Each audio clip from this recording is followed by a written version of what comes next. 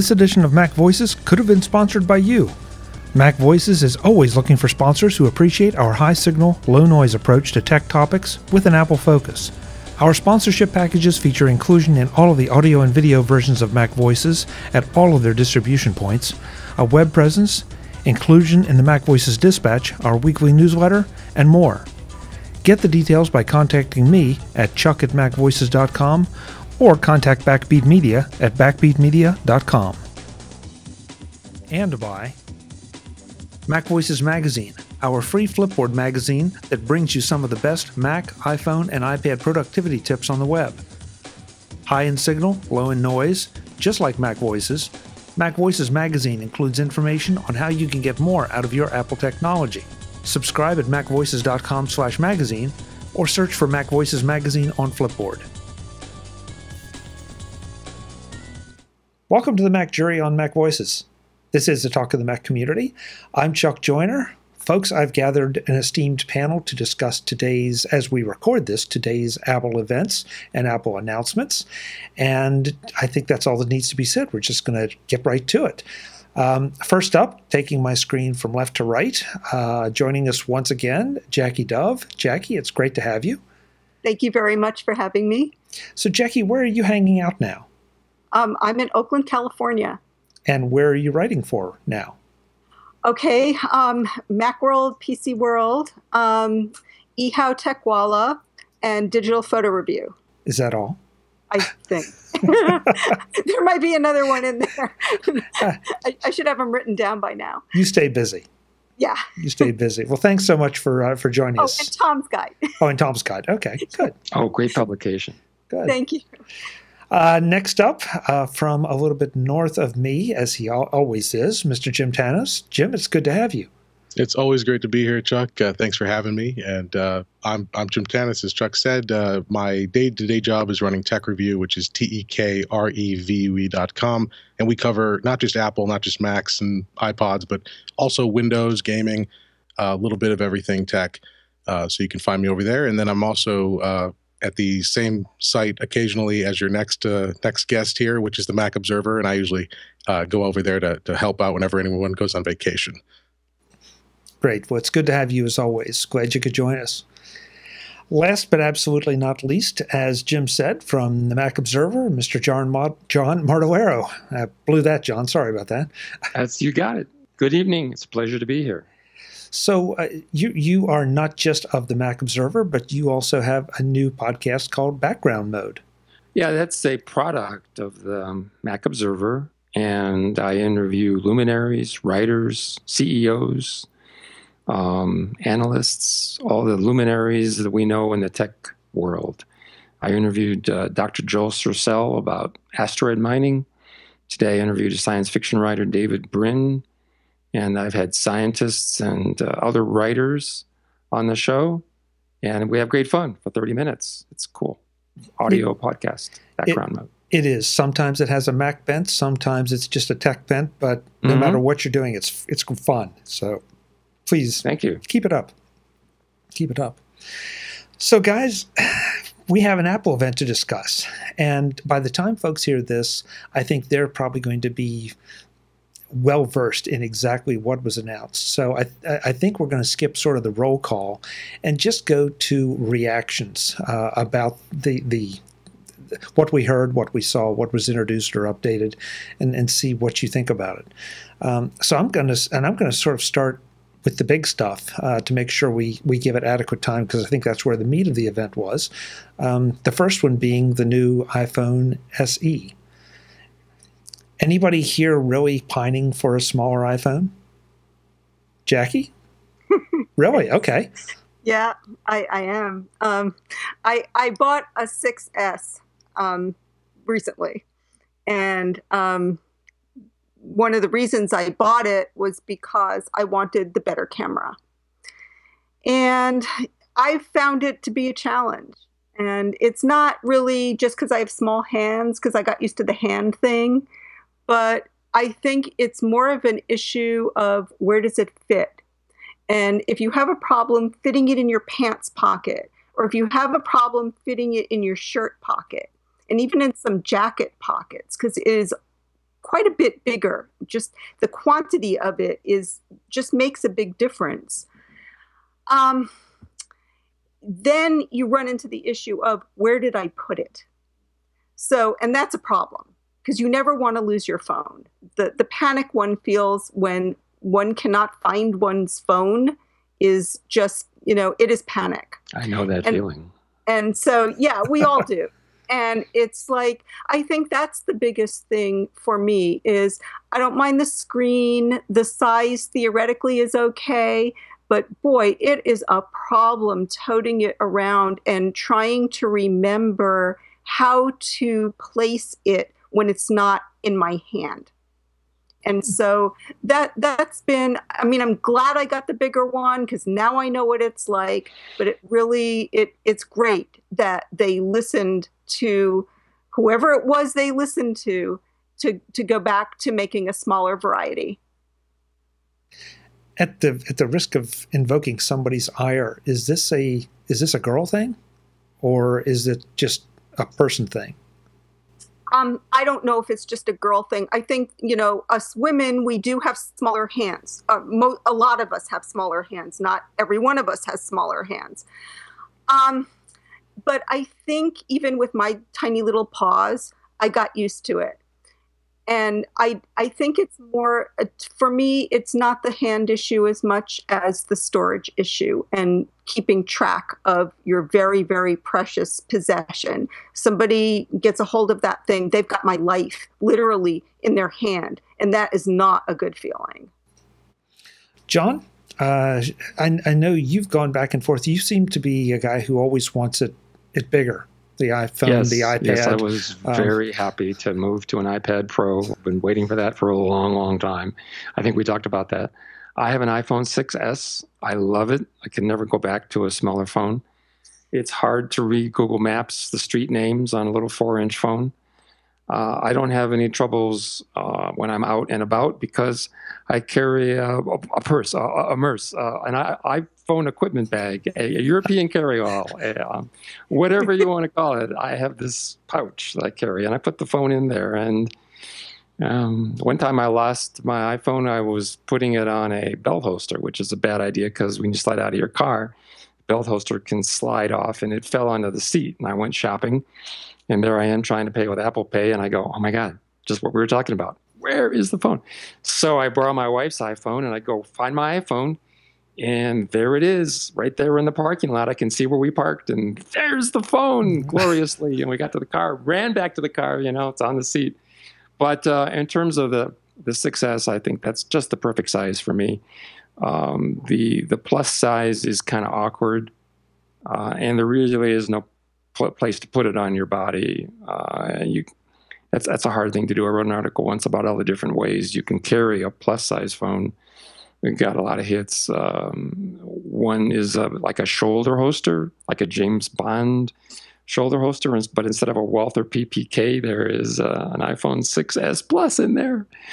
But no, I love my 6S. I'm never going back to 4 inches. That just didn't work for me. Jim? How about you? I've honestly forgotten what you have right now. Well, I've had the plus size model through both the 6 and the 6S, and so I've grown accustomed to that. And I'm a big guy. I've got big pockets, so it's not really a problem to carry it around. And I've really grown used to it. I remember, Chuck, I think I was on a MacJury right after the first 6 Plus shipped, and it felt so huge. And now it feels just right, at least for me. And my wife is on the 6, so the 4.7-inch screen. But going to your question about whether this is a girl or a guy thing, my parents were both on really outdated phones. My mother was using an iPhone 4S. So you want to feel a shock. Go from holding your 6 Plus to holding the 3.5-inch 4S, and it felt like a little baby toy. And so she was on that, and she needed an upgrade. My father was on the 5. And I finally convinced her. They both felt that the new phones, both sizes, even the iPhone 6, was too big. And so I brought them into the store, and they looked at them and held them. And I convinced my mother to upgrade, and so she went to a 6S just this past fall. But my father said, no, it's even the 4.7-inch phone is too big.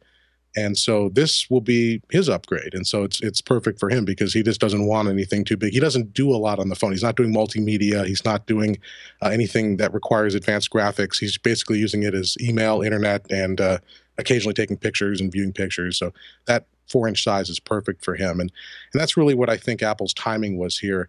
I got a little sense of this was a little bit of a new Coke vibe. If you all remember the new Coke switch in the 80s, where Coke, for those who, I mean, I was not, I've heard the story, but Coke switched to a new sweeter recipe in the 80s when they lost market share to Pepsi, and it was a disaster and everybody hated it. So then, 6 months later, whatever period it was, they came back with the classic Coke, and then sales skyrocketed.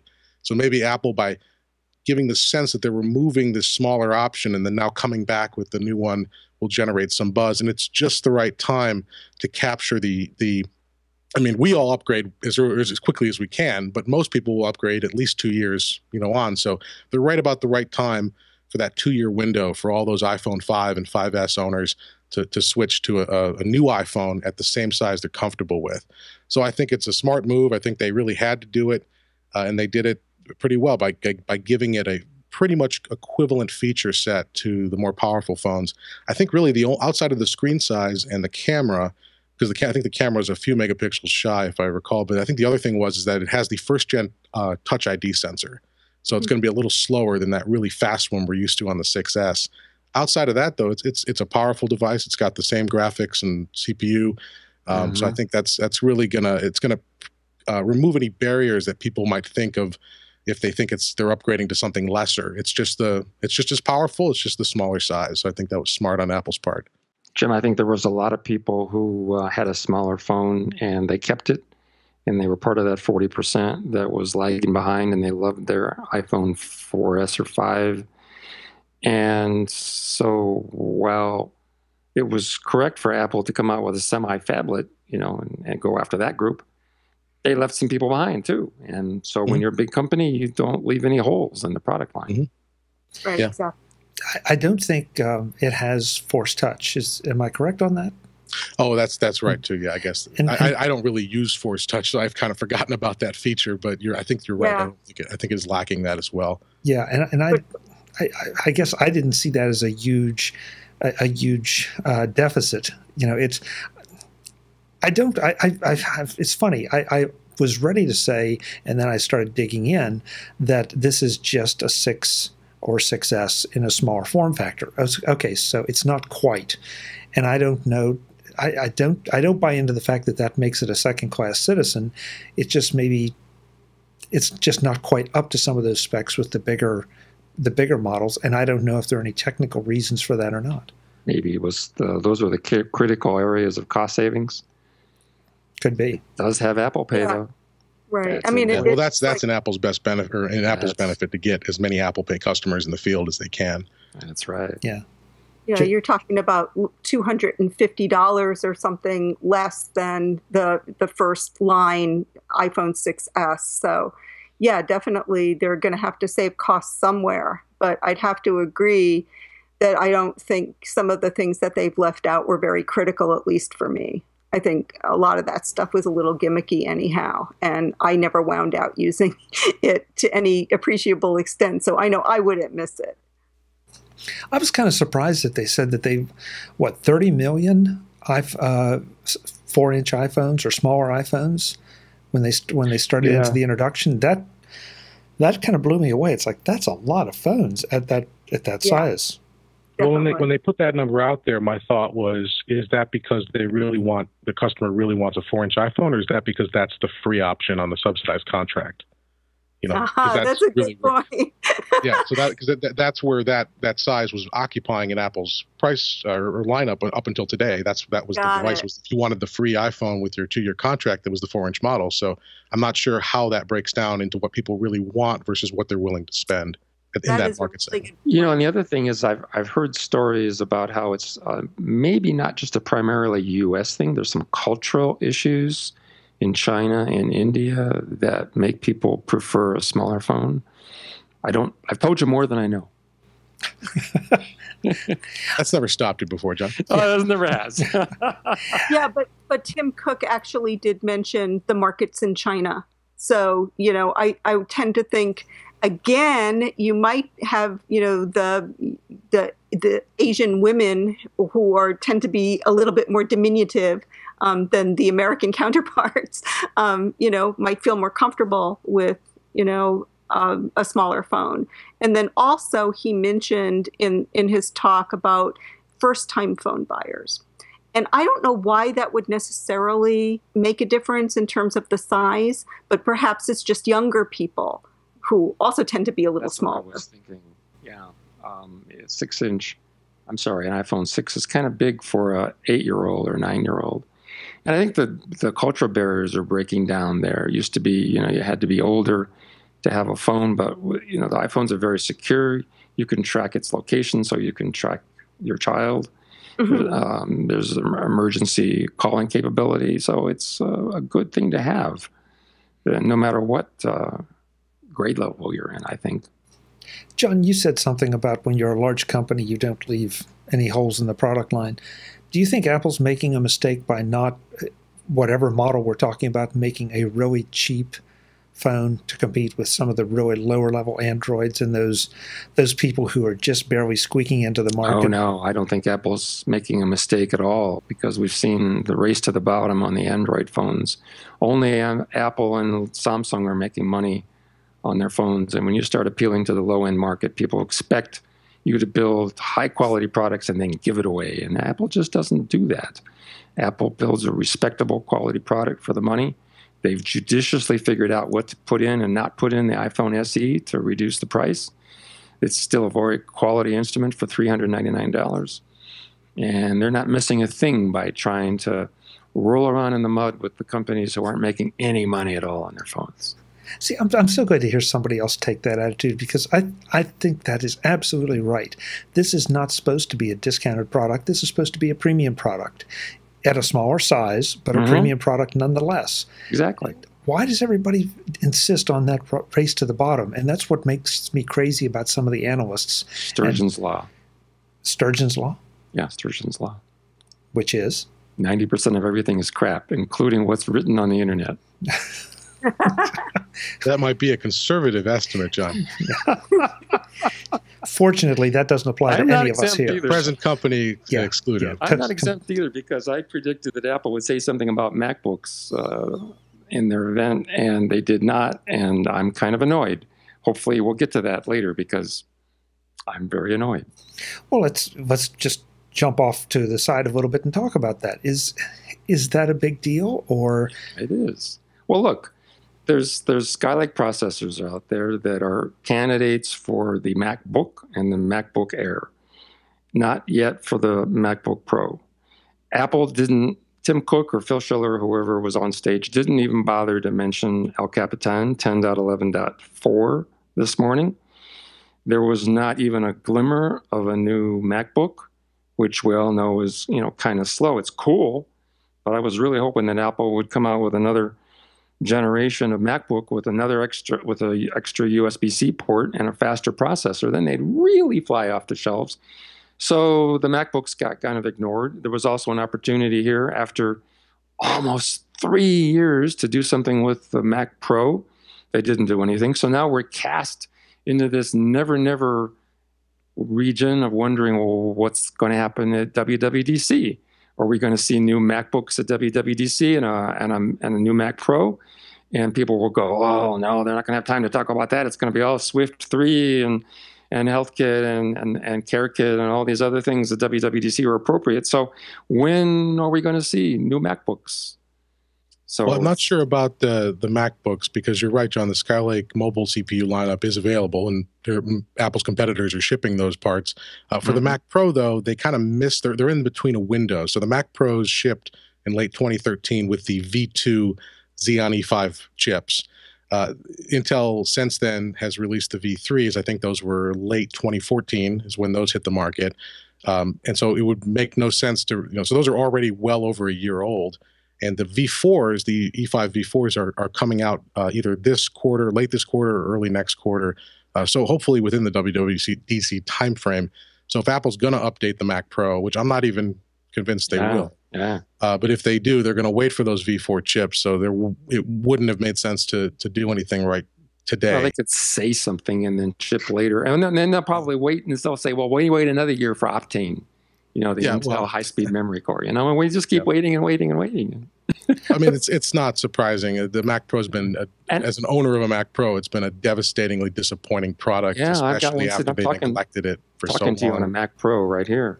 The other thing that was kind of weird was you kind of got the feeling during the opening that this preamble stuff from Tim Cook about the environment, it was sort of filler. I mean, by the time you talk about the security thing with the FBI, and then you bring Miss, was it Jackson, out on the stage and talk about the environment, and then you have a shortened event instead of 90 minutes, as generally usual. It was only 60 minutes. You kind of get the feeling that they were not ready to talk about the MacBook at the last minute, and they had to throw something in there as filler, and then they had to end early. So that was kind of an uncomfortable feeling. John, I'm not sure I can agree with that. I think that Jackie's nodding yes. No. I take your point, but I think I had another view of it entirely. But Chuck, go ahead, and maybe I agree with you. Well, okay. So I guess I looked at some of the things that we saw in the preamble, as you said, John, as the kind of things that, if you put them at the end of the event ends on a bit of a, not a down note, but just a less exciting note. Mm-hmm. So, and these are things that are important to a lot of people. They may not be important to us, but they're important to a lot of people. The whole green thing, and the recycling thing, and the health kit and the care kit, which I personally think that's going to be a big part of Apple's future. That was good. Yeah, that whole thing is going to be a big part of Apple's future with the watch and everything else. Mm-hmm. But I felt like, okay, you got to put some of this stuff in there, because otherwise, press releases, it's going to get overlooked. And there really is no other venue or no other vehicle, that gives Apple the chance to kind of take credit for all the effort that they're putting into some of this stuff. So I felt like put it in the top half of their events. I mean, there have been some scintillating events in the past, and there have been ones that are sort of kind of duddy. I put this in the bottom half. And Jackie, I want to get your take on it to see. Yeah, I think that what Tim Cook is doing now is he's been CEO for a few years. He's been sort of following in the footsteps of what Steve had been doing over time. And I think this is an example of him coming out and sort of mixing it up a little bit and saying, yeah, this is what people may expect from us, but this is not what we have to say today. We have other things to talk about today that are very important, and we're introducing some new products. So let's just go with what we're doing now. And it may sound different than other things that we did before, and it may be different than what people expect. But I think that over time, we're going to see more anomalous kinds of presentations based upon what the company is actually putting out there. To me, this was a mobile show. So pretty much everything had to do with their mobile products. So in a way, the MacBooks and the MacBook Pros and so forth probably wouldn't have fit in as well with that message. And I mean, who doesn't like to see a farm with yaks? Come on. I mean, that was just hilarious. And Lisa Jackson is incredibly respected. She used to be the head of the EPA in the Obama administration. She's got tremendous insight and has made a huge impact on She's Apple an articulate policy. speaker. And she's just a great person. And so, having somebody like that is a real privilege to put her out there and let her speak. And also being a woman, it definitely, behooves Apple to now come up with more women to speak for them in high priority presentations like a keynote. So I think it served a lot of purposes. And I think it was pretty well received, all things considered. Liam was hilarious. The picture with the yaks. I mean, I think they did a really nice job with it, even if it wasn't the expected kind of presentation. I thought it was really interesting. It was anomalous for sure, but I liked it. Jim? I will say, though, I would like to know from the yak's perspective how non-disruptive that giant solar farm was. Yaks tend to be pretty agreeable. Yaks kind of go with the flow. Yeah, they look kind of mellow in the picture. As long as nobody's getting in their way, they're probably okay with it. Yeah. Jackie, I have to admit, I hadn't really thought about that particular connection, but with the exception of the Apple TV, most of the products were. In fact, I think everything else was in the mobile space, except for those corporate initiatives that were the green and the health kit and all. So that's a really interesting point. I guess I felt like if we'd gone down the MacBook road, it would have taken some of the air out of the iPad and iPhone announcements. It would have diverted attention, and I think that's where Apple wanted you to focus. I also have a personal belief that, because I tend to be a victim of this, that they don't want to announce too many new products all at once, because people can't afford to buy all the new products all at once. If they space them out, there's a better chance that your next credit card statement will come next month.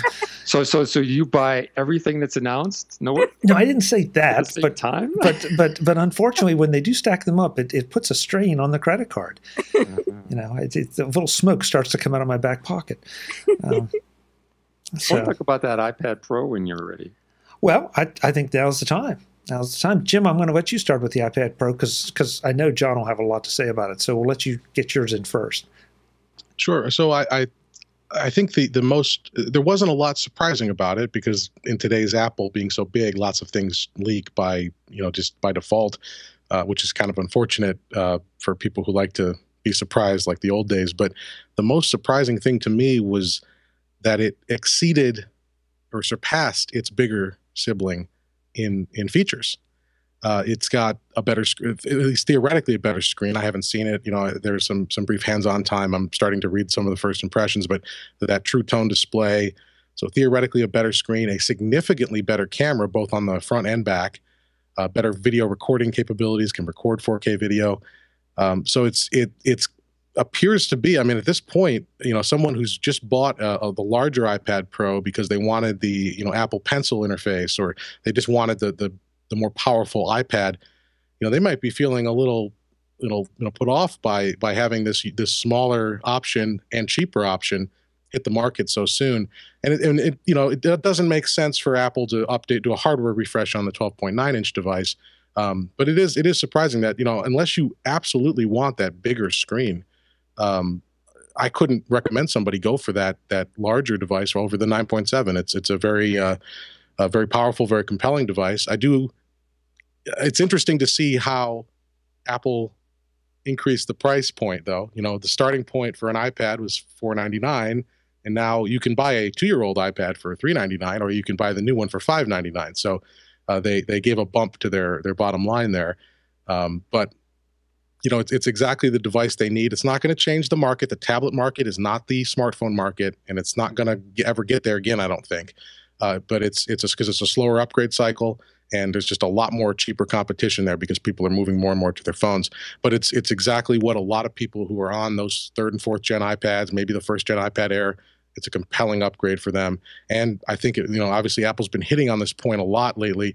This is if you're running an old PC, this is a compelling device to switch to, because you don't have to deal with the complexities of viruses and maintaining and defragging your hard drive. If all you want to do is email and photos and play some games and watch some movies, it's a really compelling upgrade. Although I will say real quick too, I was disappointed in Apple that during Ms. Jackson's presentation on the recyclability, they really touted how long Apple products last, yet they mocked incessantly the PCs who are still out there running after 5+ years. A little mixed messaging there from Apple. The deterioration rate is faster. Perhaps, although they're also, PCs generally are upgradable too. So, my PC, the one I'm talking to you right now, is 7 years old, technically, if you go back to the oldest part in it, but it's perfectly modern because it's been upgraded. So interesting there. But they're going to convert. This is, if you're converting from a PC, this 9.7-inch iPad is probably a really good option for a lot of people. Can I respond to that? Sure. I think you're completely wrong. Good. What else is new? All right, go. So go, the go for iPad it, Joe. sales were waning. When we started with the iPad, it was great. Everybody had to have one. And then in 2013, everybody who wanted one had one. And then the hardware changes weren't coming very fast. And people discovered that it was basically, a giant iPhone. It was for browsing and shopping and email, and it wasn't doing anything, and it wasn't diverging properly from the iPhone line. It was just an oversized phone. And if you had a phablet, like an iPhone 6 Plus, you didn't need a tablet, especially you didn't need an iPad mini. So what I'm seeing is that Apple is completely reinventing the iPad line. They're figuring out how it should diverge. What changes in iOS 9 do we need? What hardware capabilities should it have? How should a tablet like an iPad be fundamentally different than an iPhone?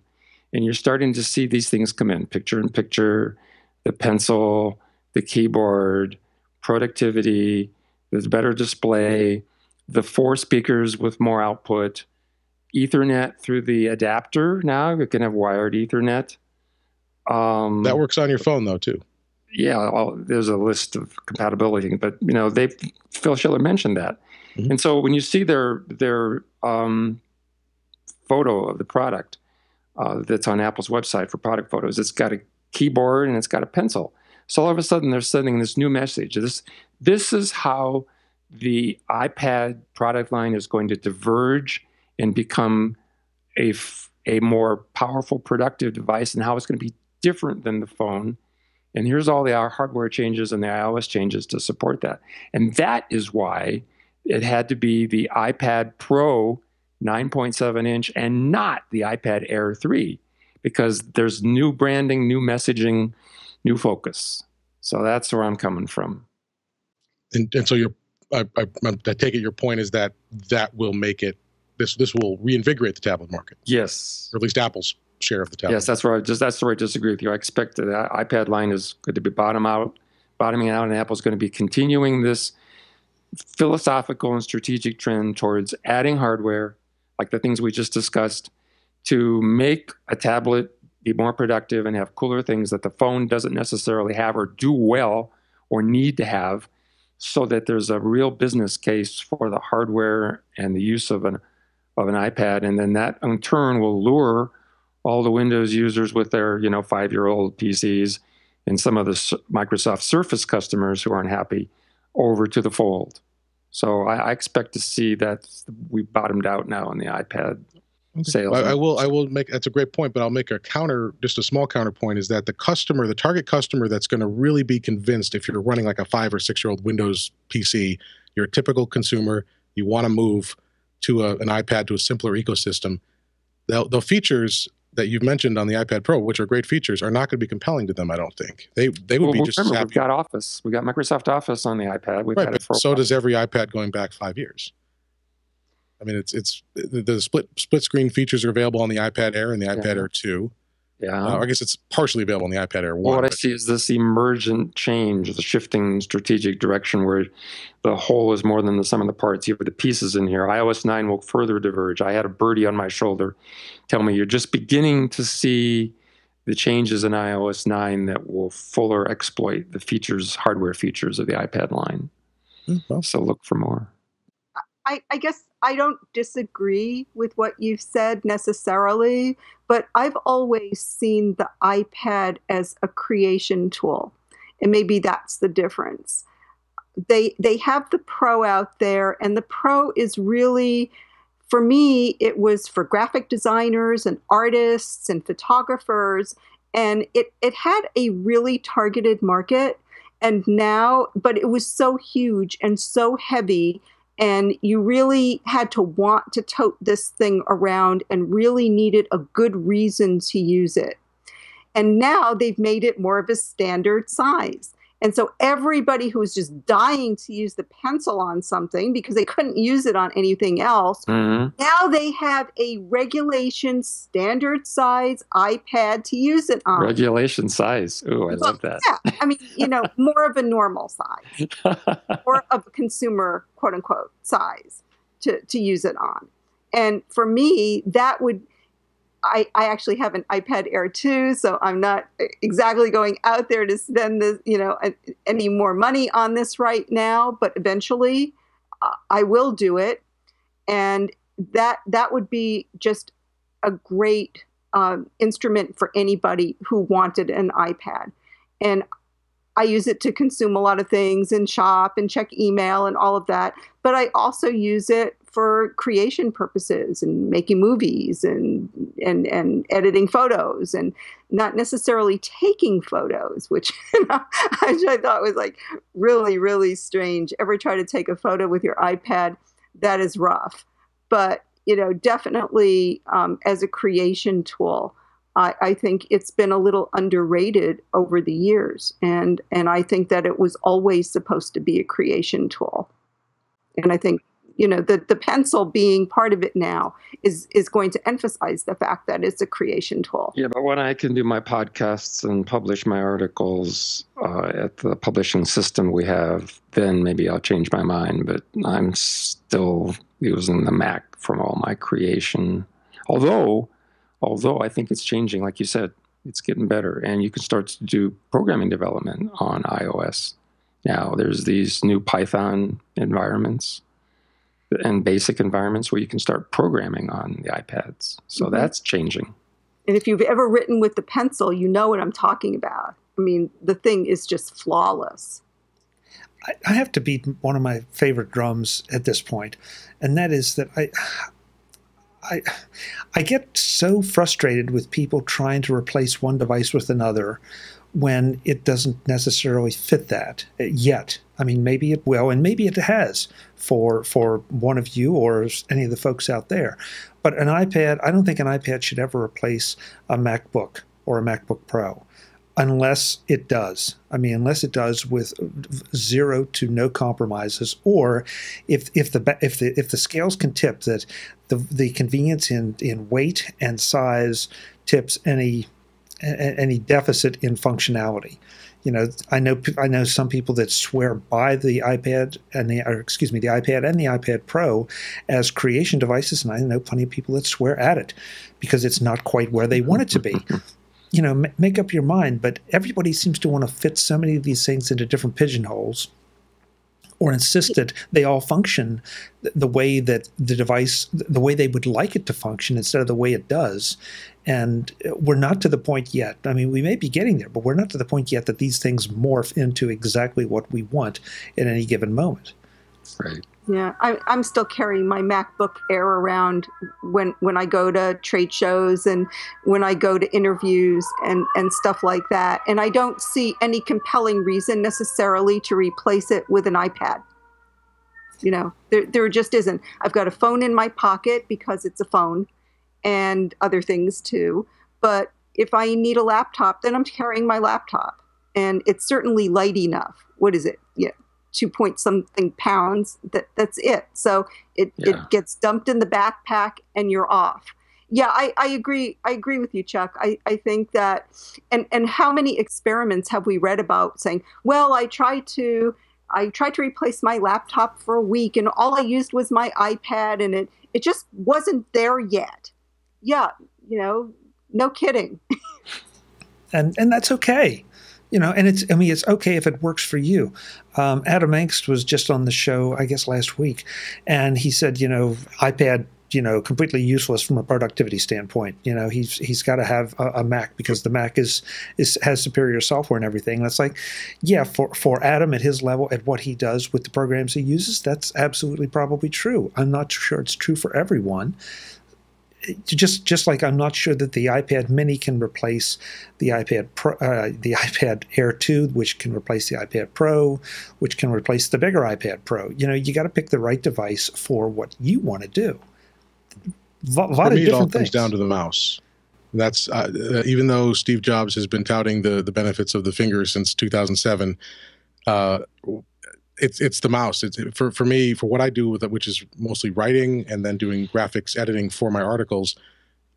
There's no contest. Using a mouse is significantly faster for me. And it's like, I'm sure there's somebody out there who can navigate an iPad. In fact, I know somebody's out there. I think he's been. Have you had Federico Vitici? No. MacStories? No. Okay. Well, MacStories.net. Federico, great young, Mac fanatic, and he is like the biggest iPad fan in the world, and he can do anything on the iPad in seconds. For me, though, trying to select text and move it and highlight it and format it, I'm sitting there tapping the screen when I could just with a mouse just quickly do it in a second. I'm with you, Jim. Yeah, but the thing is, that's why I'm one of the few people, this will probably get me banned from your show, who like the Surface. It's not a perfect device, but for me, what it was a tablet form factor when I wanted a tablet, and then with a USB or Bluetooth mouse in my pocket, I set it on the desk, and I've got a mouse and a keyboard and a full desktop interface when I needed it. Now, Windows 8 at the time, and now 10, the touch interface is not great. In fact, in some respects, it's abysmal.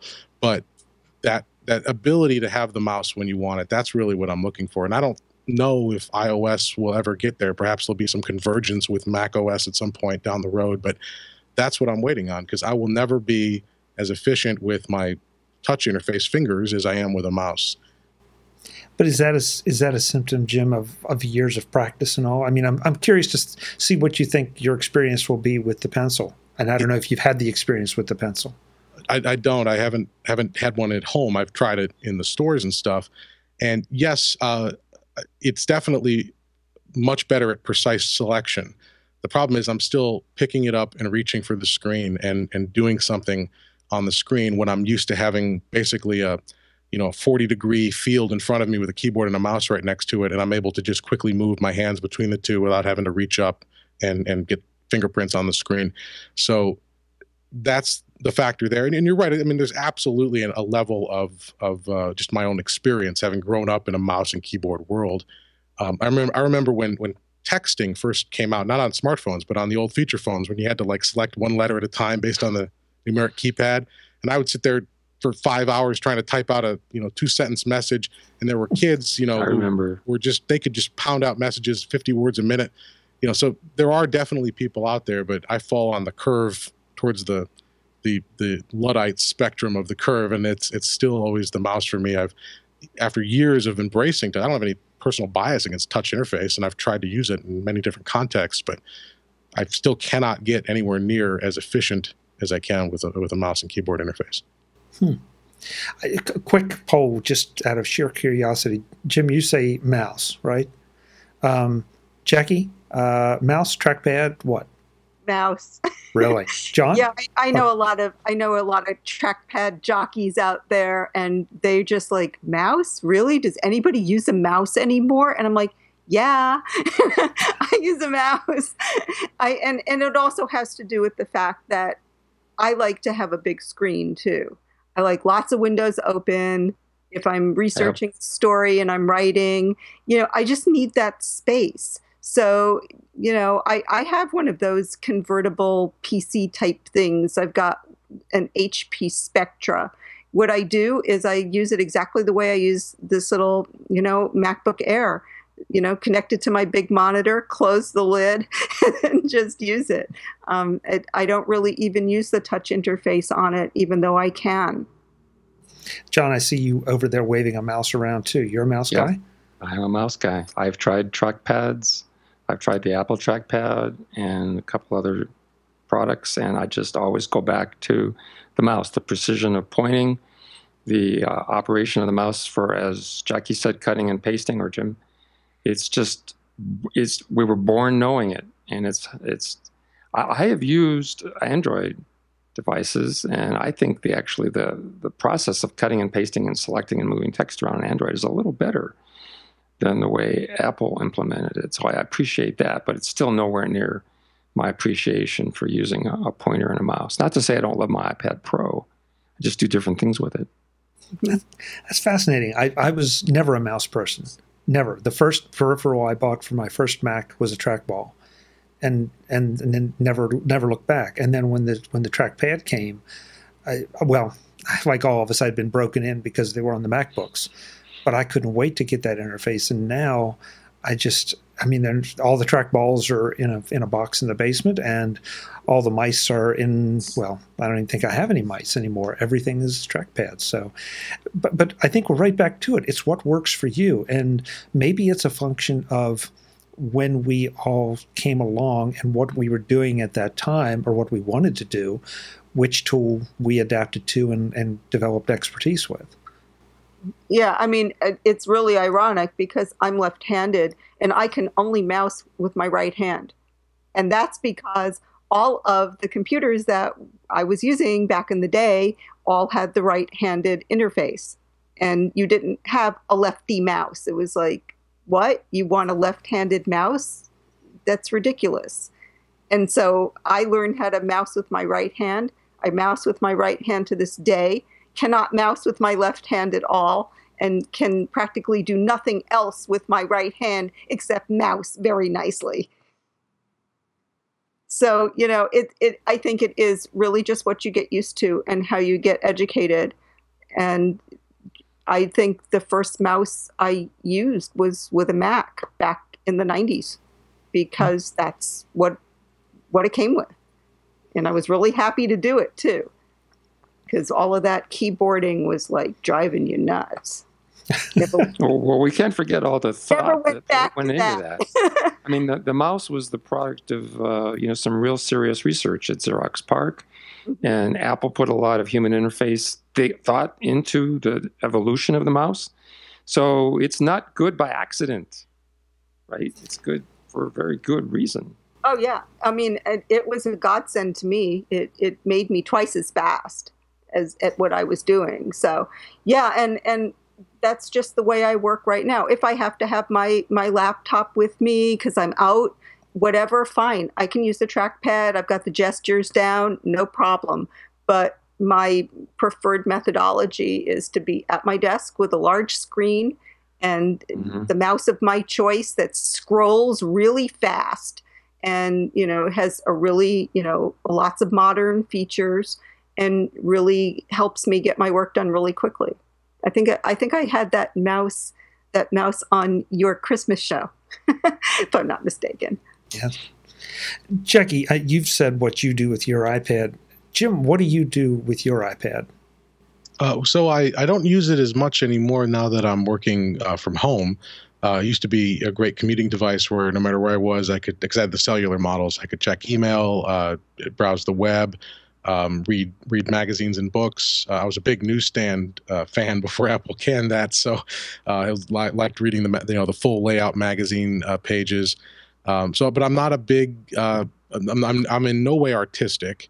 I'm in no way using it for content that I do on a day-to-day basis for work. So it was really a consumption device for me, and I recognize that people do use it for productive tasks. But for me, it was mostly the occasional email here and there, movies, chat, just a keep in touch device that was at the time easier to use than my smaller iPhone. And now that I'm both working at home and have the 6 Plus size iPhone, I really don't use mine much anymore. In fact, it's over there in the corner. I don't think I've picked it up in a week. So it's really become a secondary device in my life. John, I know you said that you prefer to write on the Mac, but and you were such a big are such a big proponent of the iPad Pro, the larger version. What do you use that for?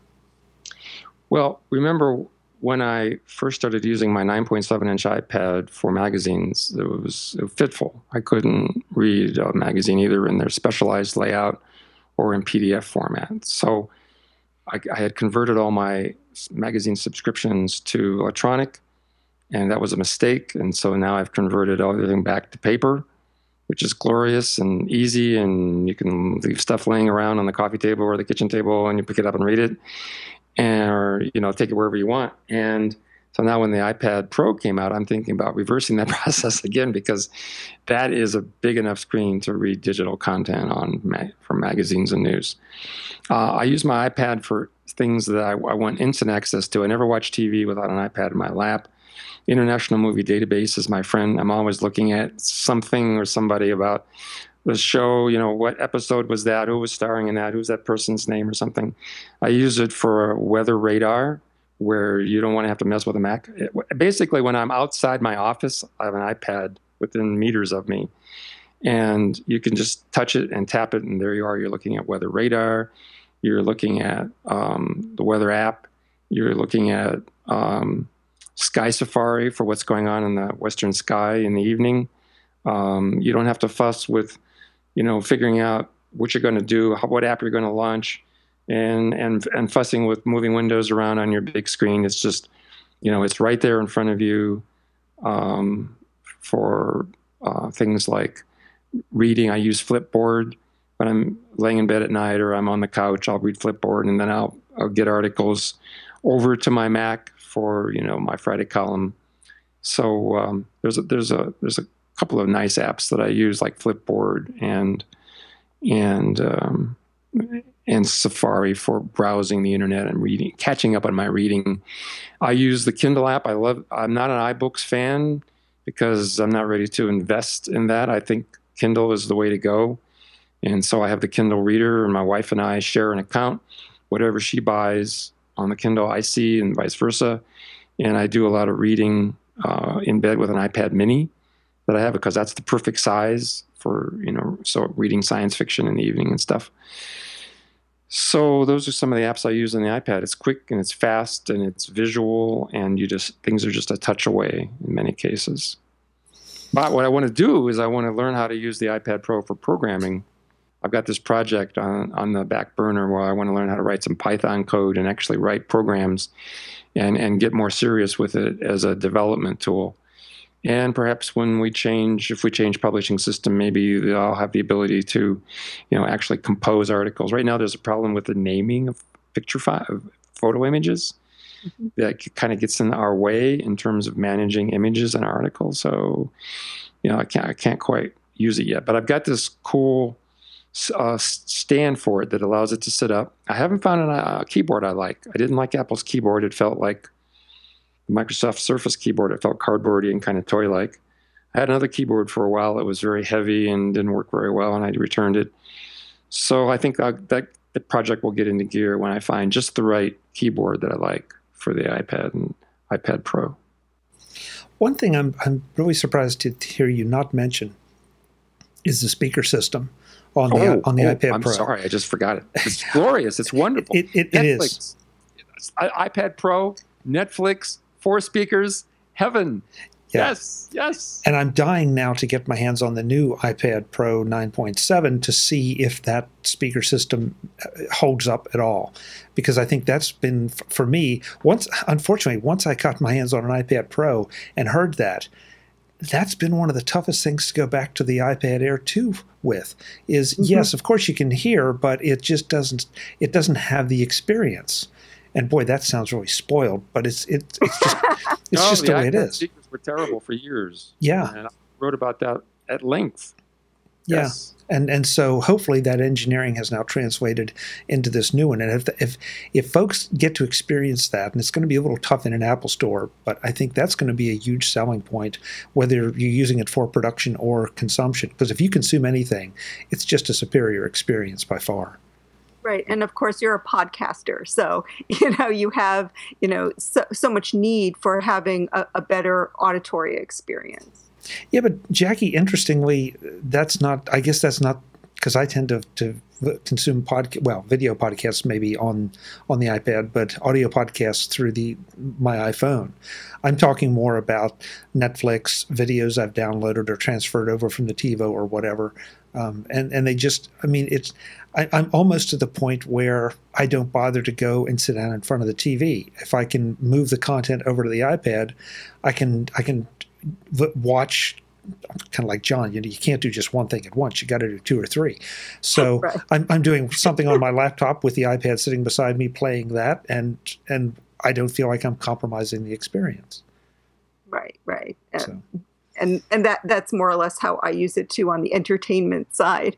Is I'm always checking IMDb, who's in this, where are they? Are they still alive? It's like, all the reviews, everything. That's kind of my go-to site when I'm sitting on the couch. I've got the cat, and she's like in my lap, and so I have to put the iPad over here, and then she crawls to where the iPad is, and then I got to take the iPad off, and so she and the iPad keep exchanging places.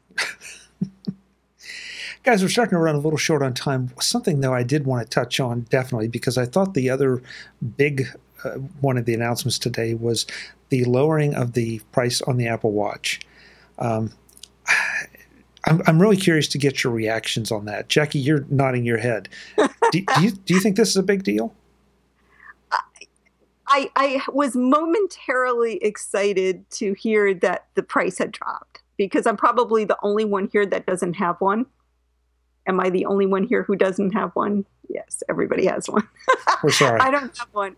I am not a watch person. Once I got my phone, and I got my phone fairly late, but I just wasn't that into the watches. But I'm really intrigued by the Apple Watch. It has a lot of things that I think I could probably use as a consumer. As a tech writer, you're always interested in it and you're always looking at it. But as something that I'd have to buy for myself, I was glad to hear that the price had dropped. I'm not sure that the drop is even compelling enough just yet for me to consider buying one, but I might. And so I think it's a good thing. I think they are high, and even the sport one, which is the cheapest one, is a lot. And unless you have a really compelling use for it, which I have not seen for myself just yet, it still is something that I'm looking at fondly, but not necessarily being really serious about just yet. Jim, even though you were shaking your head that you do have one, big deal on the price drop? I don't know. I mean, the watch for me I got one on day one because I wanted to check it out. But like Jackie, I'm not a watch person. And in fact, I don't like anything on my wrists or hands. I don't even wear my wedding band, which just distresses my wife to no end. Well, if you ever saw my wife, she has nothing to worry about. But it's just the whole I mean, I lived in New York City for a summer when I was in college. I was interning there. And if I was still living in an environment like that, where I was out on my feet and walking around a big city all day, I think it would be a much more compelling product, getting transit directions, getting notifications, and, just constant updates throughout the day, checking the weather. Is it going to rain in 5 minutes or not? But I live in a small town in northwestern Pennsylvania. I don't commute anymore. And when I do drive around town, I'm in the car for 5 minutes. So I have my watch, and I just don't wear it. I go months without putting it on, and then I'll put it on and say, okay, I'm going to wear it this week, and I make it 2 or 3 days, and then it's right back on the charger, because it is a pain for me. I do wear Fitbits, although I have the little Fitbit One, which is the little thing you can put in your pocket, and so and it has a week-long battery life. So going from that to the Apple Watch, having to charge it, not really getting any benefit of the sort of up-to-date constant notifications. The only thing I find that it's very helpful for is two-factor authentication codes, because two-factor authentication is crucial now. We want every service you have with two-factor auth, you should enable. And then, of course, they text you, or you get a Google Authenticator code, and you got to pull your phone out and look at it. And with that, it goes right to your wrist. And so you're sitting there and you want to log into whatever, and you just look at your wrist and there's your code. And that was by far the most compelling use. And that's just not worth even $299 to me. So it's a really interesting device. The design, in my opinion, is not, going back to when it first launched, the design, in my opinion, is not really inspired. I don't think anybody thought that, I don't find it a particularly futuristic or advanced looking device. But for many people who are on the go constantly, it's great. And if you can get more of them in now in this sort of in between refresh period, that's going to be good for the ecosystem and good for Apple. But if you were not compelled to go buy one before, you weren't itching, I don't know if $50 is going to do it. Yeah, definitely. Yeah. I think it's more or less what I said. I think, the fact that maybe most people here don't commute much is a real factor, because if I was going downtown every day and I was on the BART every day and, doing everything that I did when I worked in an office full time, that might have pushed me over the edge. Because I know some people who work at the office and they've got their watch and, they're really happy with it. And me, it's like, I'm home most of the time. So it's really for people who are out and about a lot and, walking around the city, going to different appointments, being away from home all the time. And I can see that is a lifestyle that the watch suits very well. And, for folks like myself, it would be sitting on the desk like 90% of the time. John? I have a different view. I was probably born wearing a wristwatch. I've always loved wristwatches. I'm a wristwatch nutcase, and I'm an Apple Watch nutcase. I cannot live without it. I have the complication with the calendar in the middle, and it shows me my next upcoming event. And the Mac Observer keeps me very busy, but my wife and I share an account for the express reason of having the calendar events for her show up on my watch as well, so I know what's going on with her. I couldn't live without looking at my watch and seeing what my next event is, what my next podcast is, my next event, my next writing assignment, my next meeting, whatever. When I go to the grocery store, it is so much easier than pulling the phone out of your purse, merce, iPhone equivalent bag, whatever you call it. I just, I wait until the person behind me is watching, of course, and then I just lean my phone up and my Apple Watch up and I touch it to the terminal and I'm paid, and they make me sign, but, that's just part of it. I've answered critical phone calls. One time when I had to catch a phone call, my phone was not available. It was across the room. And my wife was calling me, wondering where I was, and we were out somewhere, and I had to answer. And sometimes my editor texts me after hours because he works late and I finish early. And so he texts me and says, John, can you check out this article? Something like that. So I just say, I do a reply and say, yep, I'm on my way and get back into my office.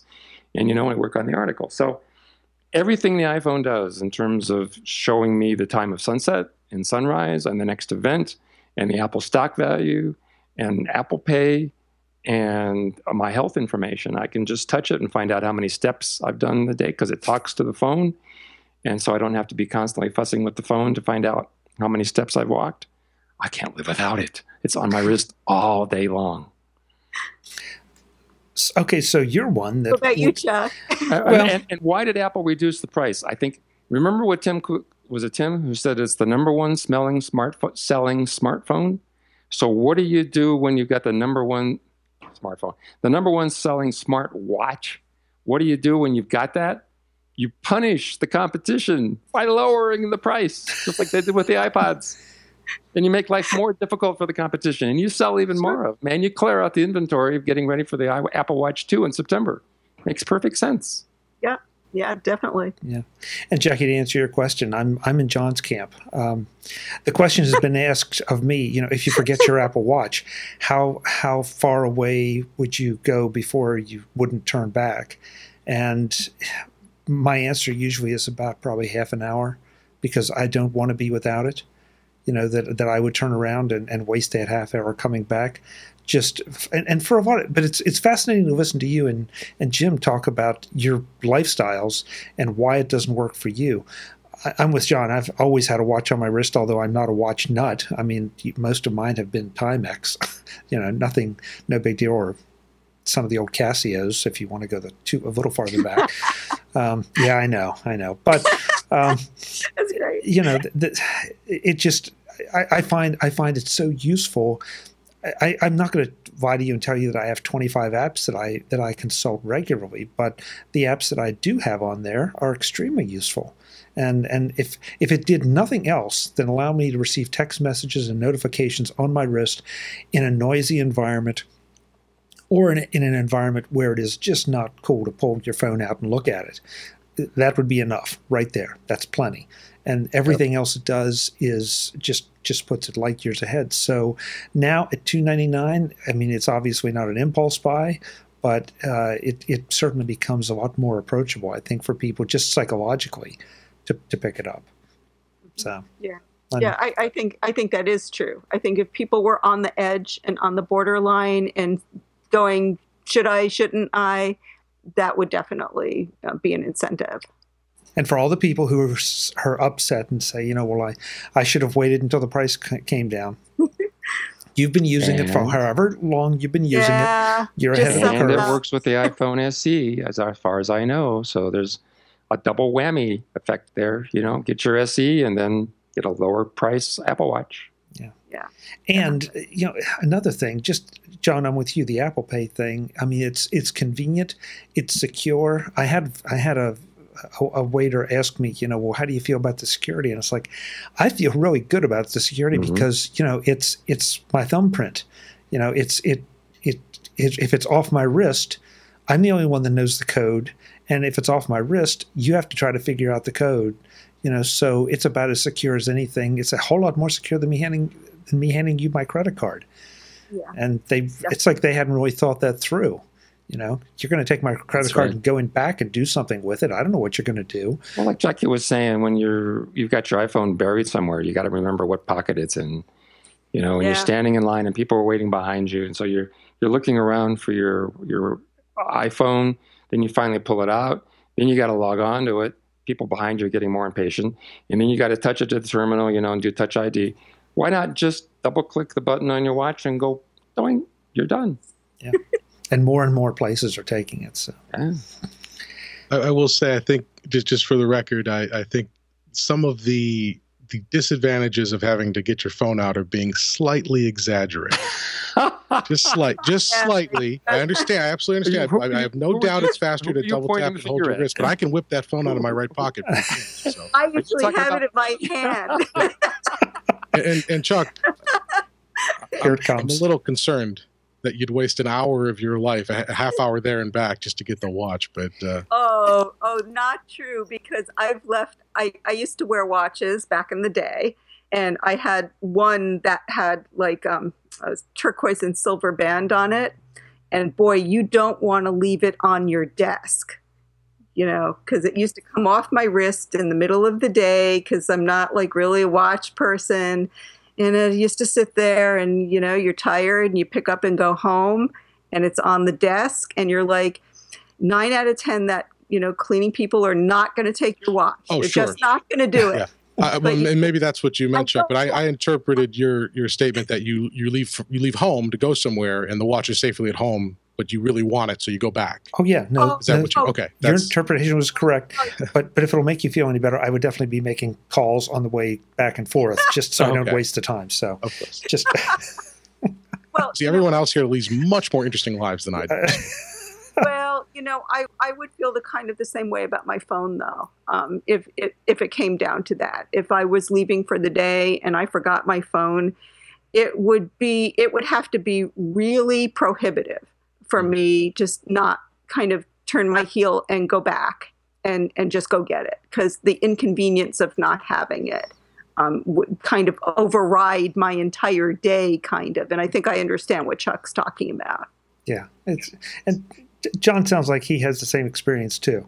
That it's becomes so much ingrained into what you do, and it's not. I can't think of a good analogy, because I wouldn't have done that with my with my other watches, but with this I would. Jackie, I guess you're. Johnny Ive nailed it. Yeah. When he talks about how the right place for a computer is on your wrist, not on your face. Yeah. Right. Well, I think the key word is intimate. I think that's how Tim Cook refers to it. When at least he did during the launch event. It's a more intimate experience, and if the events that you want to be more intimate with are worth it to you, then it's a life-changing device. Exactly. If they're not, then it's just a pain in the butt that you got to charge every night. You nailed it. You nailed it, Jim. Yeah, definitely. There's a joke in there about being comfortable with intimacy, but no, I'm not going there. So we're just going to leave it. Well, if Jim hasn't received my heartbeat yet over our touches. So that would sell him right there. I've got you blocked, John. Oh, okay. And I got to say, you got to block Brian if he's texting you late at night. That's no good. He's a late night writer. It's okay. Guys, this has been, it's at the very least, it's been fun, but I hope we've given some people some things to think about a little bit, and maybe to view the Apple keynote maybe in a way that they didn't before. So let's go around the room right quick, and I want to make sure we give you a chance to plug where they can find you at your websites or social media or wherever. Jackie? I don't have a website at the moment, but if anybody wants to get in touch with me, they can find me at Twitter. It's JACKIDOVE at Twitter, the twitter.com or whatever. Good. It's great to have you. Thanks for being here. Thank you so much. It's been really great meeting you guys. Yeah, that's right. So not everybody knew each other, and now they're sorry they did. Jim? As I said at the beginning of the show, you can find me every day at techreview.com. That's TEKREVUE.com. And on Twitter, my handle there is MGGJim. Great. It's good to see you, as always, fellow Pennsylvanian. It's my pleasure. We got to stick together. Very few of us. Yeah, not a lot. And John, it's always a pleasure to get your insights, even when I don't agree with them. I am at Mac Observer, www.macobserver.com. And the best way to reach me is on Twitter, JMartellaro. Great. And the website for background mode is? Oh, just go to the Mac Observer and click on the podcast link at the bottom. That's the fastest way to get to it. Got it. Great. Thank you for being here. We will do all of this again. Thank you so much. Folks, I'm Chuck Joyner. This is the Mac Jury on Mac Voices. Hopefully you've enjoyed it half as much as we have. We will be back with more soon. Thanks for watching.